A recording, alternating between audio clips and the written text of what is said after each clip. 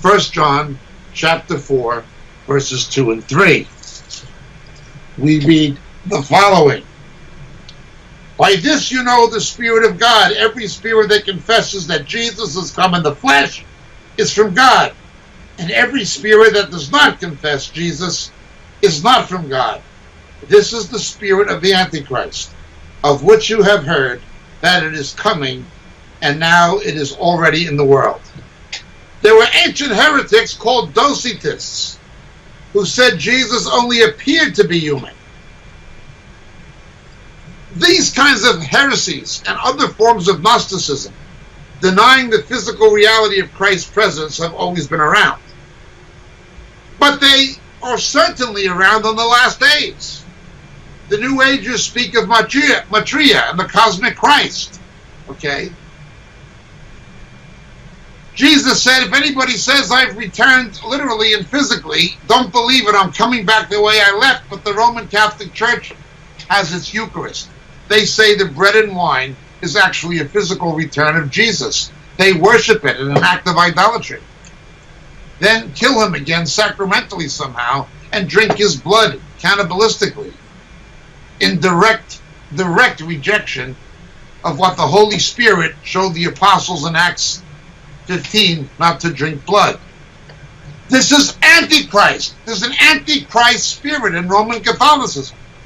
There's an Antichrist spirit in Jehovah's Witnesses, who say he did not raise physically. It was only a spiritual body that rose from the dead. These things are ancient.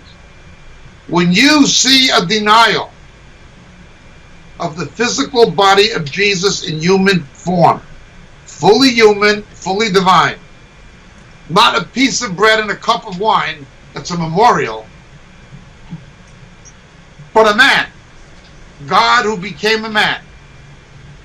When you see him in any other form, oh, he only appeared human, he only rose from the dead in a spiritual body.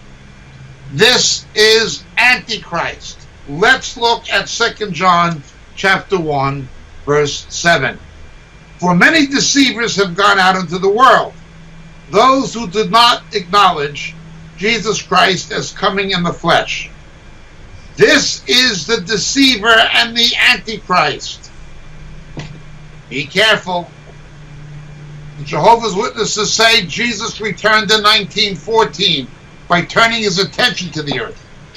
Now, originally, they said he was going to return physically. When it didn't happen, they spiritualized it in a corrupt manner. This is the spirit of Antichrist. The Jehovah's Witness cult is controlled by it.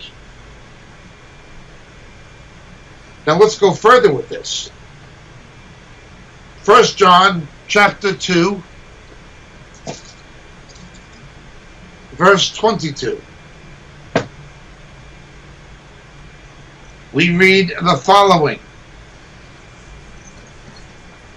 Who is the liar but the one who denies that Jesus is the Christ, Yeshua is the Messiah? This is the Antichrist, the one who denies the Father and the Son. Whoever denies the Son does not have the Father, and the one who confesses the Son has the Father also. Notice a denial of the Father-Son relationship and the Messiahship of Jesus. Talmudic Judaism is better called Rabbinism. It is not Judaism. It is not the Judaism of Moses and the Hebrew prophets. It's not based on Torah. It's based on Talmud. They deny and reject their own Messiah. Talmudic Judaism is controlled by the spirit of Antichrist. It is not the legitimate Judaism fulfilled by Christ as the Messiah. Yeshua is the Messiah. Hu Meshichenu, Hu Meshichecha Be'emet, Hu Ba Lemalei et Torah. This is him. A denial of that, it's a spirit of Antichrist. Why? Because when the Antichrist and false prophet come, and an image is set up in the temple, although that has a much broader meaning than the Jews, when it happens, the Shikutz HaMeshomem, the abomination of desolations, they will have another Messiah in place of Yeshua. When you reject your true Messiah, Yeshua, you will replace him with a false one. And the rabbis have consistently done this. They have said that Jacob Frank was the Messiah, that Shabbat Tzvi was the Messiah. Rabbi Akiva said Simon Bar Kokhba was the Messiah. There have been many false messiahs in Judaism proclaimed as the Messiah falsely by the rabbis. Someone else in place of the true Messiah. Talmudic Judaism is a false Judaism. Be careful of the extreme access of the Messianic movement. Be careful of the people who are combining their version of Messianic Judaism with New Apostolic Reformation teaching. Be careful of people like Dan Juster and Asher Intrader. Be careful of those people. Keep away from them. Better still. They're imitating a false Judaism and combining it with NAR, New Apostolic Reformation nonsense. It's dangerous. Jesus referred to synagogues that rejected him as Messiah and persecuted Jewish believers as synagogues of Satan. The Baptist house in Jerusalem was burned down twice by people most likely associated with what America calls the JDL, okay, the Jewish Defense League. It has a different name called Kach in Israel, founded by the late Rabbi Meir Kahane, who was assassinated. Why did they do that? There have been horrific persecutions, harassment against Jewish believers in Tiberias in Israel, and in Arad in Israel, and elsewhere. What is this? It's the spirit of Antichrist. They reject the true Messiah because they're being set up for a false one. So, we see another Antichrist religion. Something is put in place of him. Let's continue. Let's look further. 1 John chapter 2, verse 18. Children, it is the last hour. Now, it was the last hour some time ago. In the first century, he wrote this. Understand what he was saying.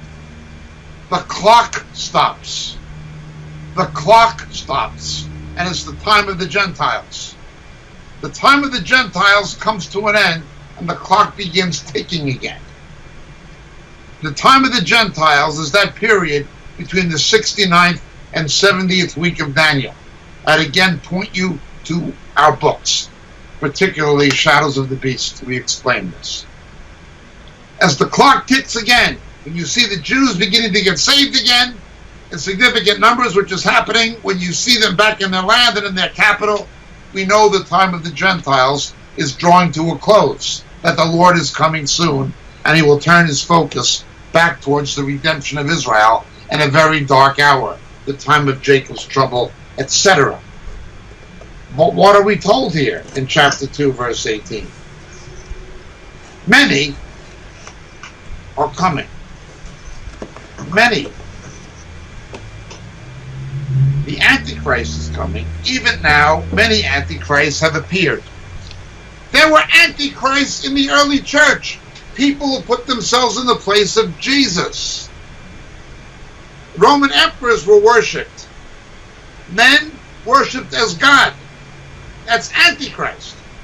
It's an Antichrist institution. The Roman emperors were called the pontiffs. They were the head of the pantheon of Rome. When Constantine relocated his capital to Constantinople, that's Istanbul, from Rome, that title was bequeathed to the man we call the Pope. Now he's the pontiff. I explained many times his title in Latin, Vicarius Christus, Vicar of Christ. In Greek, it would be Antichristus. If you were to translate the Latin on the tiara into Greek, every pope says, I am Antichrist. Every one. The papacy is an Antichrist institution.